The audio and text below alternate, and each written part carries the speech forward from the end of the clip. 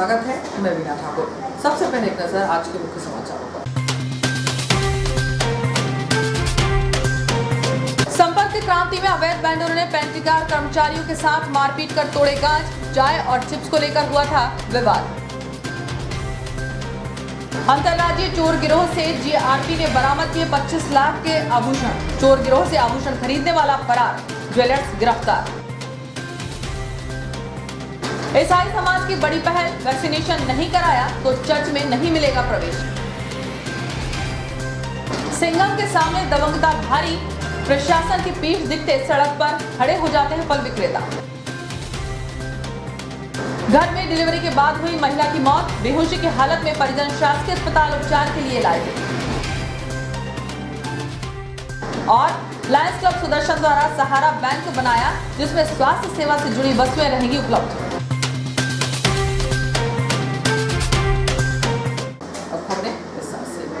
विगत दिनों जीआरपी की गिरफ्त में आए 3 अंतर्राज्यीय चोरों से 15 लाख की चोरी के मामलों का खुलासा हुआ था। इस मामले में पूछताछ के बाद चोरों से जीआरपी ने 10 लाख का माल बरामद किया। अब तक 14 मामलों में कुल 25 लाख का माल जीआरपी बरामद कर चुकी है। ट्रेन में सक्रिय चोरों की धरपकड़ के लिए जीआरपी के प्रयास जारी हैं। लंबे समय बाद जीआरपी ने अंतर्राज्यीय चोर गिरोह का पर्दाफाश किया है। विगत दिनों 11 जून को जीआरपी ने आरपीएफ की मदद से उड़ीसा निवासी 46 वर्षीय गौरंगा राहुल उर्फ रामदास पिता बाईथर राहुल और आगरा निवासी 27 वर्षीय अर्जुन पिता रघुवर जाटव को गिरफ्तार किया था, जिनसे कड़ी पूछताछ की गई तो उन्होंने चोरी के 11 मामलों का खुलासा किया था। आरोपियों ने उनके नाम का भी खुलासा किया, जिन्हें वह आभूषण बेचते थे। इसके अलावा कुछ आभूषण उन्होंने मणप्पुरम फाइनेंस लिमिटेड कंपनी से गोल्ड लोन लिया था एवं कुछ आभूषण उन्होंने सराफा व्यवसायियों को बेचे थे। इनमें उड़ीसा निवासी श्रीधर साहू और झांसी जिले के बबीना निवासी अजीत उर्फ रंजीत सोनी को पूर्व में गिरफ्तार किया गया था। चारों आरोपियों को गिरफ्तार कर 15 लाख के आभूषण बरामद करने का खुलासा जीआरपी ने किया था, लेकिन इनमें आखिरी आरोपी बबीना निवासी पंकज सोनी फरार था। उसकी खोजबीन करके टीम ने उसे भी गिरफ्तार कर लिया। उक्त सराफा व्यवसायी उनसे चोरी के आभूषण खरीदता था। उसके पास से 10 लाख के आभूषण बरामद किए गए। इस प्रकार जीआरपी ने अंतर्राज्यीय चोर गिरोह का खुलासा करते हुए अब तक 25 लाख के आभूषण बरामद किए हैं। अंतर्राज्यीय चोर गिरोह के आरोपी बड़े ही शातिर हैं। अब तक जितने भी चोरी के प्रकरणों का खुलासा हुआ है, उनमें सभी फरियादी महिलाएं हैं। बताया जा रहा है कि वह स्लीपर कोच में रिजर्वेशन करवाते थे। इसके बाद सफर के दौरान टीटीई से बातचीत करके एसी कोच में बैठ जाते थे। चोरी भी वह तब करते थे जब यात्री दरमियानी रात में गहरी नींद में सो जाते थे। तब वह महिला यात्रियों के पर्स को टारगेट बनाते थे। पर्स चोरी करने के बाद वह सीधे शौचालय में जाते थे, जहां पर्स से जेवर और नकदी निकालकर पर्स एवं मोबाइल फेंक देते थे ताकि उन्हें कोई पकड़ न सके। इस संबंध में जब जीआरपी थाना प्रभारी बीएस चौहान से बातचीत की गई तो उन्होंने कहा कि फरार ज्वेलर्स को गिरफ्तार कर 10 लाख के आभूषण बरामद किए गए। अब तक उनसे 14 प्रकरणों में 25 लाख के आभूषण बरामद किए गए हैं। आरोपियों के खिलाफ कार्रवाई की जा रही है। बीती रात संपर्क क्रांति सुपरफास्ट ट्रेन में भोपाल से इटारसी के बीच अवैध वेंडरों द्वारा पेंट्री कार के वेंडरों से मारपीट करने के बाद ट्रेन की चैन पुलिंग कर भाग खड़े हुए। ट्रेन से उतरने के बाद आरोपियों ने पथराव कर पेंट्री कार की खिड़की के कांच तोड़ दिए। घटना के बाद इटारसी जीआरपी थाने में अज्ञात आरोपियों के खिलाफ शिकायत की है। चलती ट्रेनों में भी अवैध वेंडरी जमकर चल रही है। यही वजह है कि बीती रात संपर्क क्रांति सुपरफास्ट ट्रेन में भोपाल इटारसी के बीच ट्रेन में सवार अवैध वेंडरों द्वारा पेंट्री कार के वेंडरों से मारपीट कर पथराव करते हुए पेंट्री कार कोच के कांच तोड़ दिए गए। बताया जा रहा है कि भोपाल से यह ट्रेन रवाना हुई थी। यहीं से अवैध वेंडर भी ट्रेन में सवार हुए होंगे। रास्ते में जब पेंट्री कार के वेंडर कोच में चाय और नाश्ता बेचने के लिए गए तो यहाँ पर मौजूद 2 आरोपियों ने उन्हें ट्रेन में खानपान सामग्री बेचने से रोका। जब पेंट्री कार के वेंडरों ने उनका विरोध किया तो दोनों ने मिलकर हाथरस निवासी करमवीर सिंह के साथ मारपीट करने लगे। इसी दौरान जब मुरैना निवासी रामवीर सिंह चाय लेकर पहुंचा तो उसके साथ भी मारपीट की गई। बताया जा रहा है कि ट्रेन में 5 अवैध वेंडर थे, जो कि मारपीट करने के बाद चेन पुलिंग कर ट्रेन से उतर गए। ट्रेन से नीचे उतरने के बाद आरोपियों ने पथराव भी किया, जिससे कोच की खिड़की के कांच टूट गए। हालांकि पत्थर किसी को लगे नहीं। यदि पत्थर किसी यात्री अथवा वेंडरों को लगता तो वह बुरी तरह घायल हो सकते थे। घटना के बाद रात लगभग 8:45 पर ट्रेन इटारसी पहुंची तो यहां जीआरपी और आरपीएफ द्वारा उसे अटेंड किया गया। इसके बाद घायल पेंटिकार के दोनों वेंडरों ने जीआरपी थाने में आरोपियों के खिलाफ शिकायत की। जीआरपी ने इस मामले में अज्ञात अवैध वेंडरों के खिलाफ प्रकरण दर्ज कर उनकी तलाश शुरू कर दी है। इस संबंध में जब जीआरपी थाना प्रभारी बीएस चौहान से बातचीत की गई तो उन्होंने कहा कि अवैध वेंडरों द्वारा पेंटिकार के वेंडरों से मारपीट कर तोड़फोड़ की गई थी। इस मामले में अज्ञात आरोपियों के खिलाफ अपराध दर्ज कर उनकी तलाश की जा रही है। संपर्क काम की घटना कुछ आदमी अरल्डर उसमें अवैध टाइप के उसमें चढ़ गए थे तो पेंटिकार वालों से इनका विवाद हुआ था। उसी विवाद को लेके पवारखेड़ा के साइड गाड़ी में रोक थे और उसमें फिर आपस में इनके मारपीट की थी और बाहर निकले तो इनने पत्थर भी फेंके थे जिसमें गाड़ी के पेंटिकार का कांचला भी टूटा था। तो उनकी यहाँ आने के बाद में रिपोर्ट पे इनका मेडिकल कराया था और रिपोर्ट पे एक झगड़े का जो 323/506 और 336 का 27 का मामला इनको पंजीबद्ध किया हुआ है और इस मामले में अपराध कायम करने के बाद में निरीक्षण की जाएगी। कुछ लोग भोपाल से नॉन स्टॉप गाड़ी है वहाँ से चढ़े हुए थे, बीच में शायद इनका विवाद हुआ है, उनके बारे में पूरा सड़क पर खड़े होकर दबंगता के साथ हाथ ठेला फल व्यवसायियों की दबंगता देखते ही बनती है। अब तो इनके सामने प्रशासन नतमस्तक ही नहीं लाचार सा नजर आने लगा है, क्योंकि लगातार 1 वर्ष से दबंगइयों एवं प्रशासन के बीच चूहे बिल्ली का खेल नजर आने लगा है। मंगलवार को नगर दंडाधिकारी मदन सिंह रघुवंशी के नेतृत्व में दुकानों के सामने अतिक्रमण एवं सड़क पर खड़े फल व्यवसायियों के खिलाफ कार्रवाई की गई। प्रशासन ऐसी कार्रवाई पिछले 1 साल से कर रहा है, उसके बावजूद यह दबंग फल विक्रेता अपनी आदत से बाज नहीं आ रहे हैं। सुबह कार्रवाई के दौरान यहाँ वहाँ गलियों में छिपकर प्रशासन के साथ आंख मिचौली करते और दोपहर से पुनः सड़क पर आकर अपना व्यवसाय शुरू कर देते हैं, जबकि प्रशासन द्वारा इन फल विक्रेताओं के खिलाफ जब्ती सहित कानूनी कार्यवाही तक की जा चुकी है, परंतु यह फल विक्रेता अपनी आदतों से बाज नहीं आते। अब तो चर्चा होने लगी है कि इस दबंगता के पीछे किसका हाथ है, इस बात की खोज की जानी चाहिए।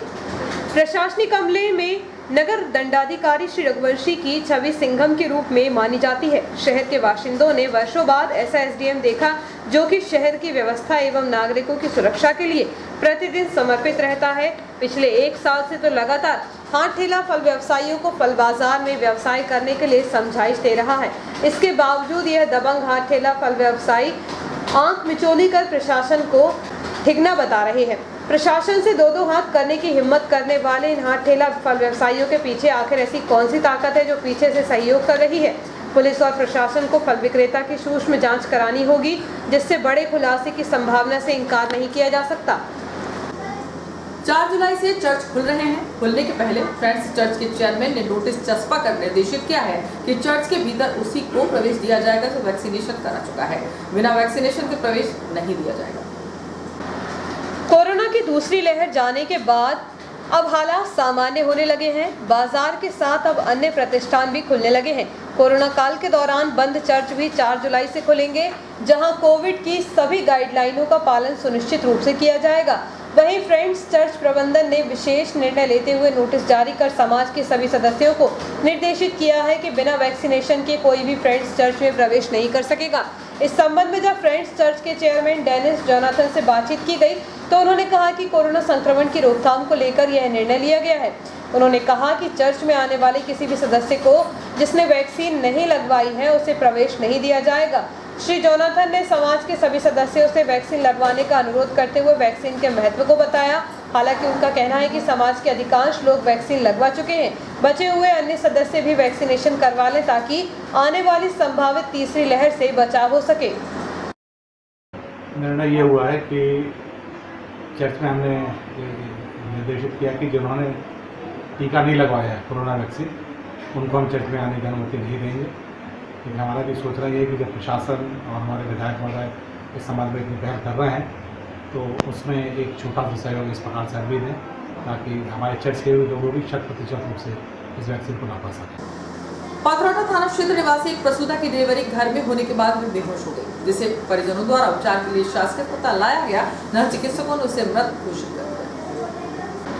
मातृ एवं शिशु मृत्यु दर को रोकने के उद्देश्य से सुरक्षित प्रसव को लेकर शासन द्वारा तमाम योजनाएं चलाई जा रही हैं, लेकिन आदिवासी बाहुल्य क्षेत्रों में आज भी कई गर्भवती महिलाओं की डिलीवरी घर में ही कराई जा रही है। ऐसे में या तो शिशु को जान से हाथ धोना पड़ता है या फिर जन्म देने वाली मां को। ऐसा ही मामला सामने आया है आदिवासी विकासखंड केसला के अंतर्गत आने वाले ग्राम गोलंडोह का। उक्त ग्राम निवासी 22 वर्षीय रीना नामक महिला गर्भवती थी, जिसे मंगलवार को सुबह प्रसव पीड़ा हुई तो परिजन उसे अस्पताल ले जाने की बजाय घर में ही किसी तरह प्रसव करा दिया। मां ने बच्चे को जन्म तो दिया, लेकिन जन्म देने के बाद वह बेहोश हो गई। तब परिजन उसे उपचार के लिए 20 किलोमीटर दूर स्थित डॉक्टर श्यामा प्रसाद मुखर्जी शासकीय अस्पताल लेकर पहुंचे थे, जहां पर चिकित्सकों ने उसे जांच के बाद मृत घोषित कर दिया। चूँकि मामला नवविवाहिता की मौत से जुड़ा था, इसलिए इसकी सूचना तहसीलदार को दी गई। तब नायब तहसीलदार निधि पटेल ने शासकीय अस्पताल पहुंचकर मृतका के पिता के कथन लिए। इस संबंध में जब उनसे बातचीत की गई तो उन्होंने कहा कि मामला संदिग्ध नहीं है।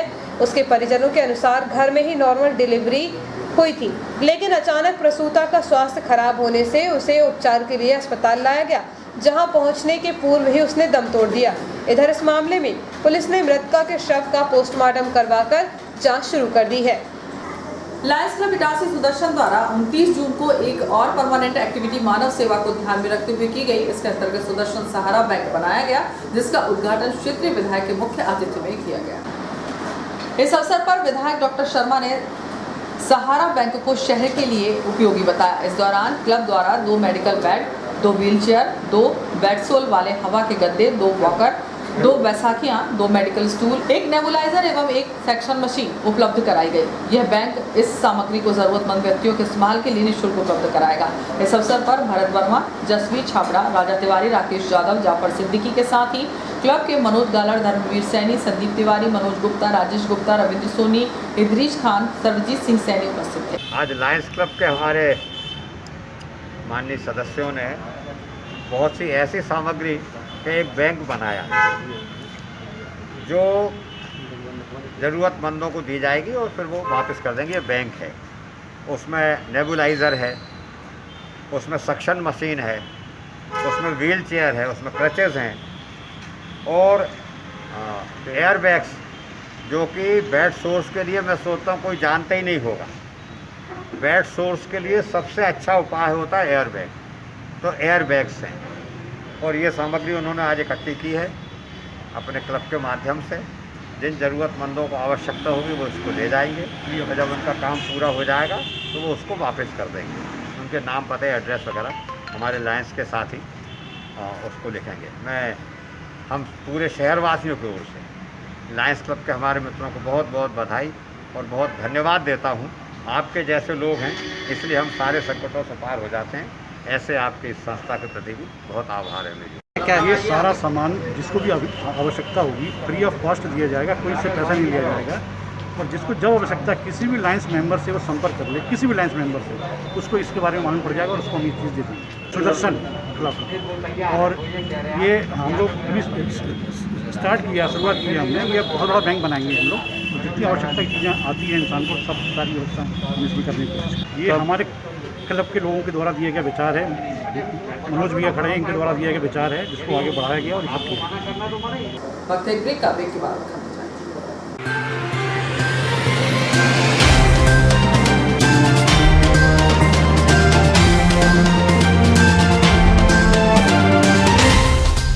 हमारा देश 1 साल से अधिक समय की अवधि से कोरोना संक्रमण से जूझ रहा है।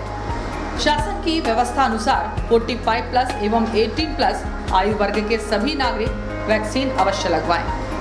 प्रधानमंत्री नरेंद्र मोदी एवं मुख्यमंत्री शिवराज सिंह चौहान द्वारा कोरोना संक्रमण से बचाव के लिए चलाए जा रहे टीकाकरण अभियान को सफल बनाएं और स्वस्थ समाज का निर्माण करने में अपना महत्वपूर्ण सहयोग दें। पूर्व विधानसभा अध्यक्ष एवं विधायक डॉक्टर सीतासरण शर्मा व पूर्व नगरपालिका सभापति जसवीर सिंह छाबड़ा ने सभी नगरवासियों से अपील की है कि कोरोना से बचने के लिए टीकाकरण अवश्य करवाएं, अफवाहों से बचें। मेरी आपके माध्यम से समस्त नागरिक बंधुओं से अपील है, वैक्सीनेशन कराएं।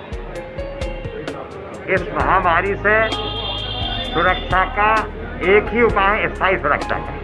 अस्थायी सुरक्षा का उपाय है मास्क और डिस्टेंसिंग और सैनिटाइजेशन में हाथ धोना, सैनिटाइजर। और स्थायी उपाय है वैक्सीनेशन। मैं एक बात और कहना चाहता हूँ, इलेक्ट्रॉनिक मीडिया पर एक मैं बहुत बड़े चैनल में न्यूज़ देखा जिसमें डॉक्टर रणदीप गुलेरिया आए थे, और उस चैनल के जो संचालक हैं उन्होंने कहा कि पूरे विश्व में 100 करोड़ लोगों को लग चुकी है वैक्सीन, भारत में 21 करोड़, कोई खबर नहीं किसी कुछ हुआ। पर आश्चर्य की बात यह है कि 21 तो 100 करोड़ को नहीं देख रहे हैं और अफवाहों को लोग देख रहे हैं। तो मेरी आपके माध्यम से अनुरोध है, वैक्सीनेशन कराएं। नौजवान हमारे 18 से 44 वर्ष वाले कराएं, 45 प्लस वाले भी कराएं, ताकि हमारा सारा समाज सुरक्षित हो सके। यदि वो वैक्सीनेशन नहीं कराएंगे तो न केवल वो, उनके परिवारजन और समाज के पूरे लोग खतरे में पड़ेंगे। मिला क्या? वेट, रो, गॉट इट।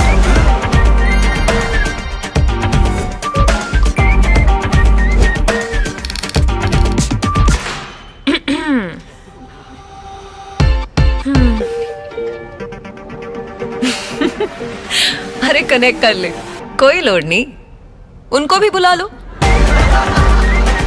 नया एयरटेल एक्सट्रीम फाइबर कनेक्ट करे up to 60 devices at super fast speed, तो अब कोई लोड नहीं।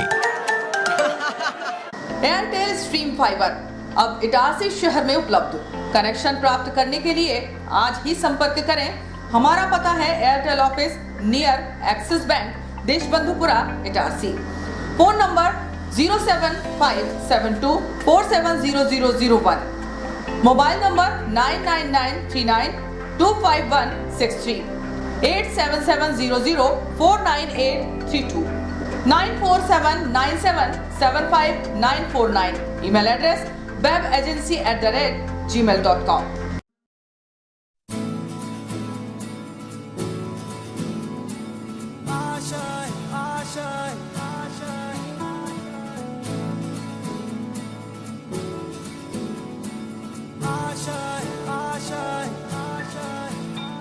कुछ पाने की हो आस आस, कोई अरमा हो जो खास खास आशाएं, हर कोशिश में हो बार बार, करे दरियाओं को आर पार आशाएं, तूफानों को चीर के मंजिलों को छीन ले आशाएं, ले दिल की उम्मीदें हंसे दिल की, अब मुश्किल नहीं कुछ भी, नहीं कुछ भी,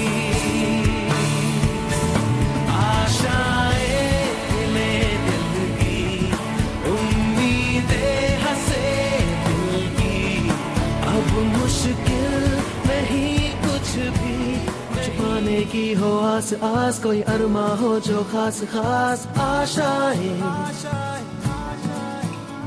हर कोशिश में हो बार बार, करे दरियाओं को आर पार आशाएं, तूफानों को चीर के मंजिलों को। आपका विश्वसनीय चंचल ज्वेलर्स अब नए शोरूम में गोल्ड प्लेटेड आभूषणों एवं नए डायमंड ज्वेलरी के साथ 1 ग्राम और 2 ग्राम वाली सोने की 4 चूड़ियां एवं कंगन, 1 ग्राम और 2 ग्राम वाला सोने का मंगलसूत्र, हार, करदौना, चैन, झुमके, बाजूबंद और सभी प्रकार के गहने, डायमंड सेट एवं एंटिक ज्वेलरी और फैंसी ज्वेलरी का अनुपम संग्रह।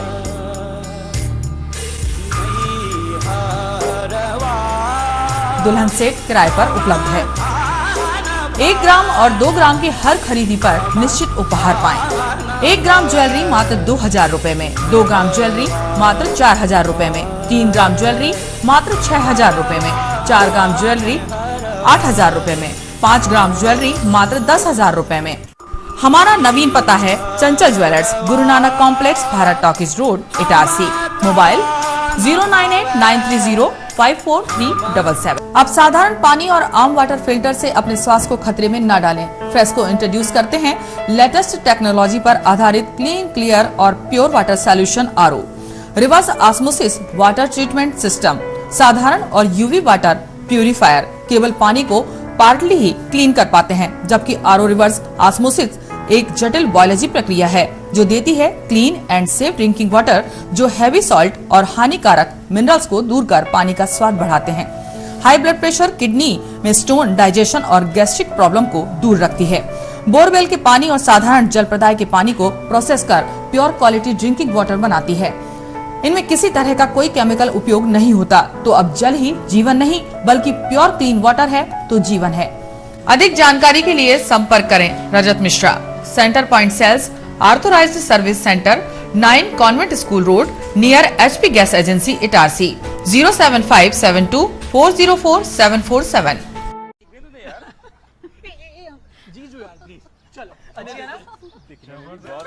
अजी ये शुरुआत नहीं, थोड़ा रिवाइंड करना होगा। मिलिए इस परिवार से जो एक मिनी इंडिया है। यहाँ हर डिसीजन से पहले ऑडियंस पोल लिया जाता है। ये हैं अजय, पापा यूपी के हैं, मम्मी पंजाब की। इसकी सिस्टर ने महाराष्ट्रियन लड़के को चुना और इनके फूफा जी का बेटा कोलकाता से है। चलें? पापा मुझे वो बाइक चाहिए थी। ले लेंगे बेटा, पर वो जो सबको पसंद हो। जीजू आप बताओ। तेरी दीदी की शॉपिंग का खर्चा तो सब जानते हैं, पर पेट्रोल का ऐसा ना हो। अच्छी बाइक है। मैं आप तेरे पापा मैंने घुमा सके पैसों की किचकिच के बगैर ऐसी चुनना। कॉलेज में हूँ तो कम खर्चे में गाड़ी चले तो ज्यादा अच्छा। बाइक कितना देती है और तुम हमसे कितना लोगे, ये इम्पोर्टेंट है। तो बेसिकली आप सबको चाहिए माइलेज और पापा को चाहिए माइलेज और पैसा वसूल वाली बाइक। तो मिल गई बेस्ट ऑन रोड माइलेज वाली बाइक। ये हुई ना बात। जनाब ऑल न्यू TVS स्पोर्ट घर ले आए और फिर हैप्पी एंडिंग तो आपने देखी ली। अब आप पूछोगे कि ये स्टोरी इंडिपेंडेंस डे के दिन ही क्यों सुनाई? क्योंकि असली आजादी वही तो है जहां सबकी राय सुनी जाए और सबकी मांगे पूरी हो। जैसे कि हमने भी भारत की सुनकर 15% अधिक माइलेज वाली बाइक बनाई। इस स्वतंत्रता दिवस सबकी राय को एक समान आदर देना ठान लें। The all new TVS sport with ETFI technology, Bharat की बाइक, भारत का ऑन रोड चैंपियन, करे पूरी भारत की मांग। तो आज ही विजिट करें ताज TVS शोरूम, नागपुर रोड, पुराने इटारसी। फोन नंबर 266282 और मोबाइल नंबर 80691392213 और दूसरा mobile number 9425039583।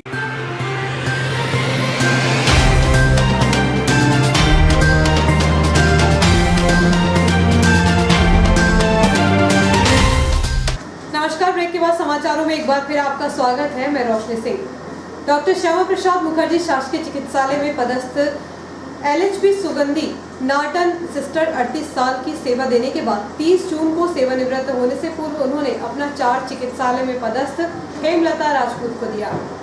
Doctor Shyama Prasad Mukherjee शासकीय चिकित्सालय में पदस्थ LHB सुगंधी नाटन सिस्टर 38 साल की सेवा देने के बाद 30 जून को सेवानिवृत्त होने से पूर्व उन्होंने अपना चार्ज चिकित्सालय में पदस्थ हेमलता राजपूत को दिया। माना जा रहा है कि सिस्टर नाटन द्वारा वैक्सीनेशन को लेकर जो प्रयास किए गए हैं वह काफी सराहनीय थे, जिसके चलते उनका कार्यकाल बढ़ाए जाने पर प्रशासन एवं स्वास्थ्य विभाग विचार कर रहा है।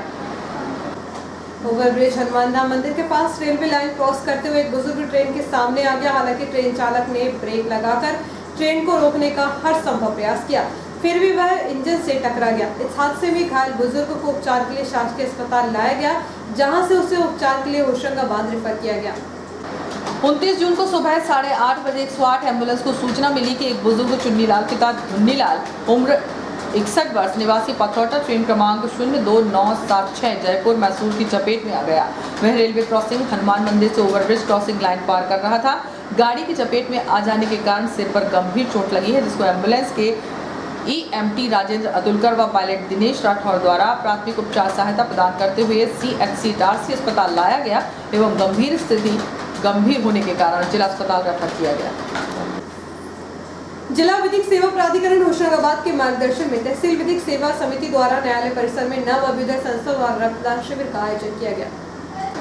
जिला विधिक सेवा प्राधिकरण होशंगाबाद के मार्गदर्शन में तहसील विधिक सेवा समिति द्वारा न्यायालय परिसर में नव अभ्युदय संस्था द्वारा रक्तदान शिविर का आयोजन किया गया।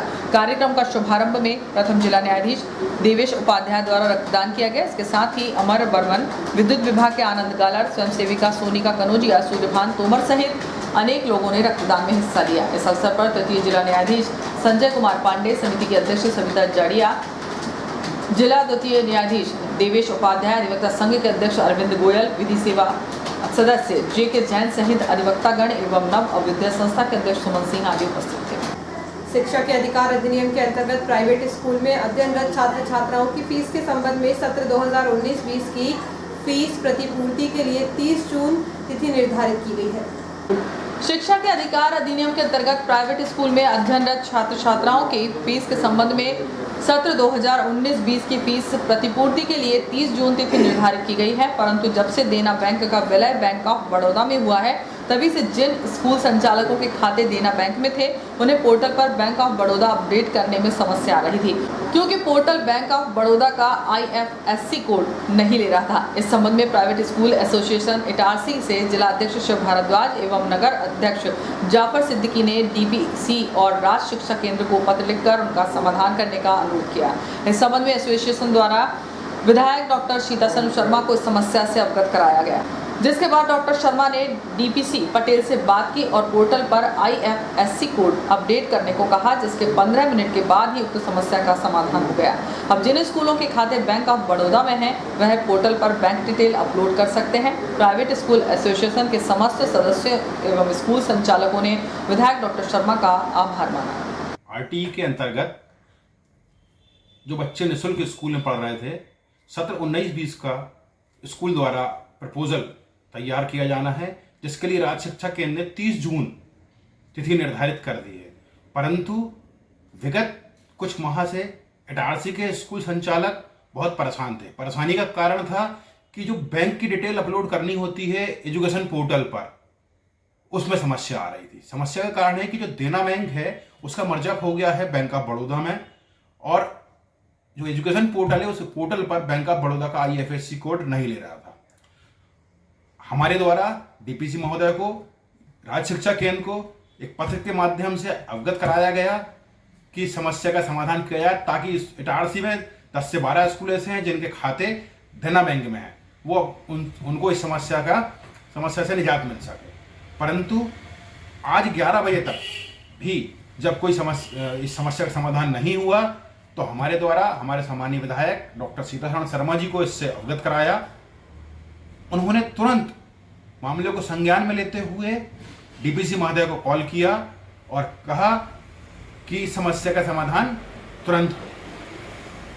हम धन्यवाद ज्ञापित करते हैं माननीय विधायक महोदय का, जिनके कहने पर 15 मिनट में ही पोर्टल पर यह IFSC कोड की समस्या का समाधान हुआ, क्योंकि जब तक ये बैंक डिटेल पूरी नहीं होगी तब तक प्रपोजल लॉक नहीं होगा। मैं पूरे प्राइवेट स्कूल की ओर से, समस्त संचालकों की ओर से, हमारे सम्मानीय विधायक पूर्व विधानसभा अध्यक्ष माननीय डॉक्टर सीतासन शर्मा जी का हृदय से आभार व्यक्त करता हूं, उन्हें धन्यवाद ज्ञापन। शहर में घरेलू एवं व्यावसायिक प्रतिष्ठानों में रोजाना बिजली की खपत होती है। वहीं बिजली उपभोक्ताओं के द्वारा प्रतिमाह विद्युत वितरण कंपनी द्वारा बेचे जाने वाले बिलों को समय पर भुगतान नहीं किया जाता है, जिसके चलते आगामी जुलाई माह में बकाया राशि वसूली के लिए कार्य योजना बनाई जा रही है।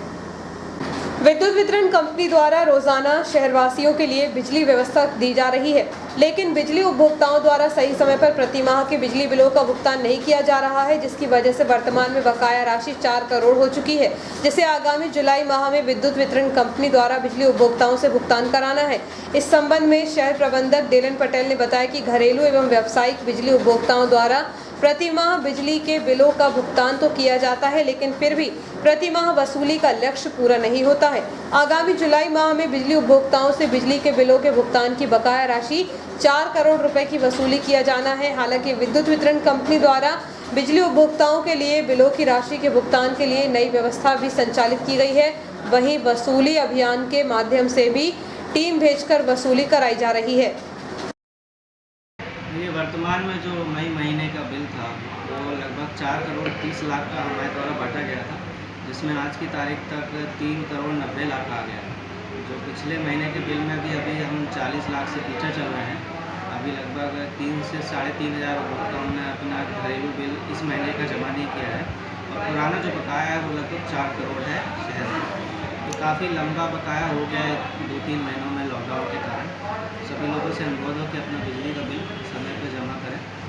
जुलाई माह में भी लगभग 4 करोड़ के आसपास ही बिल बढ़ने का टारगेट हमारा रहेगा ये। और अभी लगभग घरेलू उपभोक्ताओं द्वारा बहुत कम ही बिजली का बिल जमा किया गया है, क्योंकि इस समय गर्मी के कारण उनके बिल ज़्यादा आए हैं। तो आपसे सबसे अनुरोध है कि कृपया अपना महीने से स्पॉट बिलिंग चालू हुई है। स्पॉट बिलिंग में पहले मीटर रीडर रीडिंग लेके जाता था, फिर बिल प्रिंट होने जाते थे, फिर उपभोक्ता को बढ़ते थे। इस महीने से वहीं पे रीडिंग लेगा, वहीं पे बिल देगा और वहीं पे आप उपभोक्ता चाहे तो बिल का भुगतान कर सकता है। ये सुविधा दी गई है। और अगर किसी के बिल में कोई समस्या है तो कार्यालय में संपर्क करके कर सकते हैं, बिल सुधार के तुरंत ही देते। इससे समय की बचत हुई है। उपभोक्ता चाहे पहले काउंटर में लाइन बहुत लंबी लगती थी, 3-3, 4-4 काउंटर हमें खोलने पड़ते ड्यू डेट के। अब ऐसी सुविधा मिल गई है कि लोग वहीं पे आदमी जाता है तो वहीं पे रसीद भी मिल जाती है। पहले रसीद नहीं मिलती थी, पहले वो पैसा लेते थे, फिर यहाँ जमा करते थे, फिर रसीद देने जाते थे। उपभोक्ता की समय की बचत हो रही है, हमारी भी समय की बचत हो रही है। उतने समय में हम दूसरा काम कर सकते हैं। 2 दिन वैक्सीनेशन कार्य बंद होने के बाद अब 1 जुलाई से वैक्सीनेशन सत्र आयोजित किया जाएगा, जिसके अंतर्गत 2 दिन वैक्सीनेशन होगा। पहले दिन कोविशील्ड के टीके लगेंगे, इसके बाद 3 जुलाई को कोवैक्सीन लगाई जाएगी। कोरोना वैक्सीनेशन को लेकर राष्ट्रीय स्वास्थ्य मिशन टीकाकरण संचालक डॉक्टर संतोष शुक्ला द्वारा जारी पत्र के अनुसार 29 एवं 30 जून को वैक्सीनेशन कार्य बंद होने के बाद 1 जुलाई से वैक्सीनेशन सत्र प्रारंभ होगा। इनमें 1 जुलाई को कोविशील्ड वैक्सीन सत्र आयोजित होगा। इसके तहत पहला एवं दूसरा डोज लगाया जाएगा। दूसरे डोज को पूरा करने के लिए अथक प्रयास किए जाएंगे। इनमें फ्रंट लाइन वर्कर को प्राथमिकता दी जाएगी। वहीं 2 जुलाई को शुक्रवार होने के कारण नियमित टीकाकरण कार्य होने से कोरोना वैक्सीनेशन कार्य बंद रहेगा। 3 जुलाई को केवल कोवैक्सीन सत्र आयोजित होगा। इसके अंतर्गत पहला और दूसरा डोज लगाया जाना है। जीवोदय संस्था में समर कैंप 2021 का आयोजन किया गया। इस दौरान लगभग 2 माह से बच्चों के साथ अलग अलग गतिविधियों और क्रियाकलापों के माध्यम से बच्चों को जानकारी दी गई। समर कैंप को एक योजनाबद्ध तरीके से समय समय पर बच्चों से और स्टाफ से विचार विमर्श करते हुए बच्चों के सर्वांगीण विकास को ध्यान में रखते हुए पूरा किया गया। समर कैंप का समापन एसडीएम मदन सिंह रघुवंशी और बाल कल्याण समिति होशंगाबाद अध्यक्ष की उपस्थिति में किया गया। इस दौरान एसडीएम की ओर से बच्चों को गिफ्ट एवं अलग अलग गतिविधियों में बच्चों को पुरस्कार भी प्रदान किए गए। इस संस्था स्टाफ को भी सम्मानित किया गया। संस्था के डायरेक्टर सिस्टर क्लारा ने भी आभार व्यक्त किया। मध्य प्रदेश शिक्षक संघ के द्वारा मंगलवार को शिक्षकों की 3 सूत्रीय मांगों को लेकर एसडीएम को ज्ञापन सौंपकर निराकरण कराने की मांग की गई है। मध्य प्रदेश शिक्षक संघ के पदाधिकारियों ने सामूहिक रूप से शिक्षक संवर्ग की 3 सूत्रीय मांगों का ज्ञापन एसडीएम मदन सिंह रघुवंशी को सौंपा।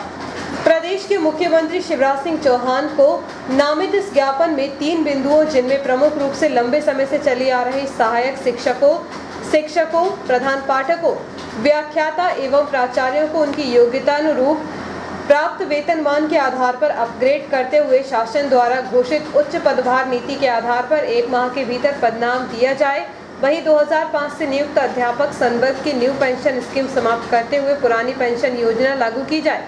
शासन ने जुलाई 2020 एवं 2021 की वेतन वृद्धि रोक रखी है। इसके आदेश शीघ्र जारी कर वेतन वृद्धि का लाभ तत्काल दिया जाए एवं महंगाई भत्ता 5% जो राज्य शासन ने पूर्व में स्थगित कर दिया था, उसका भुगतान भी शीघ्र किया जाए। शिक्षकों की मांगों का निराकरण आगामी माह तक नहीं किया जाता है तो फिर संघ आंदोलन के लिए बाध्य होगा, जिसके लिए शासन प्रशासन जिम्मेदार होगा। इस अवसर पर विकास खंड अध्यक्ष मनोज चौहान, एमएल साहू, विनोद बिहारी पटेल, ओपी पटेल, नवीन कुमार पटेल, आरपी कुकरे, एसके सचान, श्री टेकाम, श्री सोनी एवं अन्य शिक्षक उपस्थित थे। मध्य प्रदेश महादलित परिसंघ के प्रदेश अध्यक्ष मुकेश चंद्र मैना के नेतृत्व में महादलित परिसंघ द्वारा मध्य प्रदेश के समस्त नगर निगम, नगर पालिका परिषद, नगर पंचायतों में सफाई कार्य में कार्यरत स्वच्छता सैनिकों की समस्याओं एवं उनके निराकरण पर चर्चा करते हुए एक ज्ञापन नगरीय प्रशासन मंत्री को सौंपा गया। मध्य प्रदेश महादलित परिसंघ के प्रदेश अध्यक्ष मुकेश चंद्र मैना के नेतृत्व में महादलित परिसंघ द्वारा मध्य प्रदेश के समस्त नगर निगम, नगर पालिका परिषद, नगर पंचायतों में सफाई कार्य कार्यरत स्वच्छता सैनिकों की समस्याओं एवं उनके निराकरण पर चर्चा करते हुए ज्ञापन नगरीय प्रशासन मंत्री को सौंपा, साथ ही इनके जल्द निराकरण हेतु विचार विमर्श किया। महादलित परिसंघ राष्ट्रीय कोर कमेटी सदस्य विष्णु भारती, मध्य प्रदेश पूर्व राज्य सफाई आयोग सदस्य अमित कछवा, प्रदेश महासचिव रमेश मालवीय, प्रदेश उपाध्यक्ष पवन नरवले, प्रदेश सचिव दीपक राज, वाल्मीकि परिषद जबलपुर जिलाध्यक्ष शशिकांत राणा, भोपाल नवनियुक्त जिलाध्यक्ष विशाल कल्याणी सहित परिसंघ के सदस्य उपस्थित थे। ज्ञापन में कहा गया है कि स्वच्छता सैनिकों के निवास स्थानों पर आपके द्वारा पक्के मकान सहित सभी सुविधाओं सहित कॉलोनी का निर्माण करके दी जाए। स्वच्छता सैनिकों के निवास स्थानों के पक्के पट्टे दिए जाएं। वे नियमित एवं ठेका कर्मचारी जो पिछले 5 साल से कार्यरत हैं उन्हें नियमित किया जाए।